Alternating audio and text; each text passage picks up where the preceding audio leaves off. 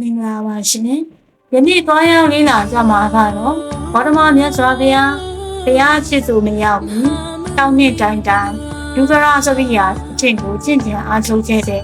ဘုရားကာယအနည်းမှရှိတဲ့ဘုရုဝေလာတာဖြစ်ပါမယ်။ဘုရုဝေလာတောင်းကိုဒုက္ခရသရိယာတောင်းမှုတွေဟောဆိုကြပါမယ်။ပိဋကမင်းသားဘုရားကိုဆုံးဖာပြီးနှစ်ပေါင်းများစွာတရားရှောက်ပေးခဲ့တယ်။တရားကြီးတွေစီပညာသင်ခဲ့တယ်။တရားမျိုးမျိုးကိုကျင့်ကြံခဲ့တယ်။ဒါပေမဲ့ဒုက္ခရဲ့အဆုံးကိုတော့မတွေ့ရှိခဲ့ဘူး။ဒါကြောင့်လူလူဝင်လာကိုရောက်လာတဲ့အချိန်မှာဒီနေရာဟာသူ့ရဲ့နောက်ဆုံးရှာဖွေမှုအတွက်ဖြစ်လာတဲ့ဒီနေရာမှာပဲအစာကိုလျှော့တယ်။တက်ရှူရက်တန်ချင်းစားတဲ့ခန္ဓာကိုယ်ကိုညှဉ်းပန်းနှိပ်စက်တော့မြင့်ထန်တဲ့အကျင့်များကိုကျင့်နေတယ်။ခန္ဓာကိုယ်ဟာအသက်ရှင်နေများတာကြံတော့တဲ့အချိန်အားနေလာတယ်။တရားလောင်းတော်နဲ့ဒီသင်္ကြန်ဝတ်ကိုနားဦးပါလေ။တရားကျင့်ကြံရတယ်။အဲဒီအချိန်အားလုံးတွေးထင်ထားတာကဒီလိုအလွန်အမင်းကျင့်ကြံနိုင်တဲ့သူကအမြင့်ဆုံးအမှန်တရားကိုရမှာလေအချိန်ပါ။ဒါပေမဲ့တောင်းနေကြတဲ့အခါခန္ဓာကိုယ်ကိုနှိပ်စက်ခြင်းဟာအမှန်တရားကိုမပို့နိုင်ဘူးဆိုတော့တရားလောင်းတော့ဟာသိရှိရပါတယ်။အဲဒီနောက်မှာသူစားသားဆိုတဲ့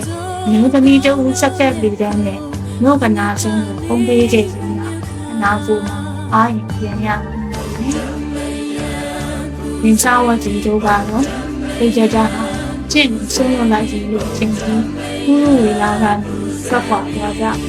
။ဒါပေမဲ့သူတို့မကြည့်ခဲ့ဘူးကတရားလောင်းတော်ဟာတရားကိုဆုံးလို့ဟုတ်တယ်အမှန်တရားစီသွားမယ်လို့ထင်နေတဲ့လမ်းမတစ်ခုကိုဆုံးလို့လိုက်ကြပါနောက်တနေ့နေရဇရာမြင့်ရဲ့အနီးကဘောလီပင်အောက်ကိုရောက်လာပြီးတရားလောင်းတော်ဟာသဗ္ဗညုတဉာဏ်ကိုမရမချင်းဒီနေရာကမထတော့ဘူးဒိဋ္ဌံချလို့ဒီလိုနဲ့ညဟာတစ်ဖြည်းဖြည်းနဲ့လာပြီးသိစိတ်အဲ့ဒီတိတ်ဆိတ်မှုအကြီးမှာလူသားသမိုင်းရဲ့အကြီးမားဆုံးဖြစ်ရတဲ့ကိုပေါ်ပေါက်လာပါတယ်။ပထမရာမမှာဘုရားနိဝါစာနိတတိကိုရရှိတယ်လို့ပြောတယ်။ဒုတိယရာမမှာဒေဝသက္ခုဉာဏ်ကိုရရှိတော်မူပါတယ်။တတိယရာမမှာတော့အတဝခယဉာဏ်ကိုတိုးသွင်းပြီးမြင်ပါတယ်။အလုံးတစ်ချိန်မှာတော့တရားလောင်းတော်ဟာတိတ်ကြမင်းသားမဟုတ်တော့ဘူး။လူသားတို့ဟာသမ္မာသမ္ဗုဒ္ဓဖြစ်လာခဲ့ပါတယ်။ဒီလိုနဲ့ဘုဝေလာရဲ့နေရာဗုဒ္ဓဂါယာဆိုတဲ့နာမည်နဲ့ကမ္ဘာဗုဒ္ဓဘာသာသမိုင်းအာရမကျမ်းဝင်လာခဲ့ပါတယ်။တရားလောင်းတော်ဟာတောင်းမြစ်ကြာချိန်ခဲ့တဲ့လမ်းကိုဆွန့်လွတ်ပြီးလဲလက်လမ်းကိုရွေးချယ်ခဲ့ပါတယ်။အဲ့ဒီဆုံးဖြတ်ချက်ကလည်းလူသားသမိုင်းကိုပြောင်းလဲစေခဲ့တဲ့ဉာဏ်လင်းစီပို့ဆောင်ပေးတဲ့ဖြစ်ပါတယ်။လူသားတွေအတွက်ဓမ္မအလင်းရောင်စတင်သွန်းလင်းခဲ့တဲ့နေရာပုရုဝေလာပါအားလုံးနဲ့ဗုဒ္ဓမြတ်စွာဘုရားရဲ့ဓမ္မအလင်းရောင်အောက်မှာကိုယ်စိတ်နှပြကျမ်းမာချမ်းသာကြပါစေ။သာဓုသာဓုသာဓု